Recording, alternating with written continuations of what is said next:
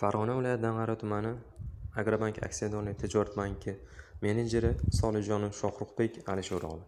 Ushbu loyiha Agrobank hamkorligida Farg'ona viloyati Dang'ara tumani Istiqlol mavqeida joylashgan 288-295 sonli konturda amalga oshirilmoqda.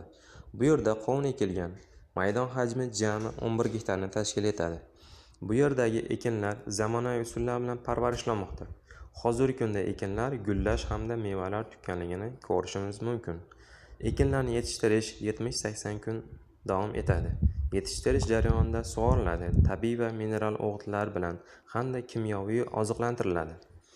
Ushbu loyihaga 21 ta dehqon xo'jaliklari biriktirilgan.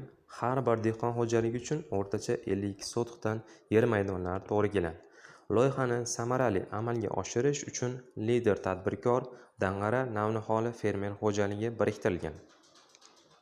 Ushbu loyiha bo'yicha har bir gektardan 35 tonna, jami 385 tonna hosil olish rejalashtirilgan.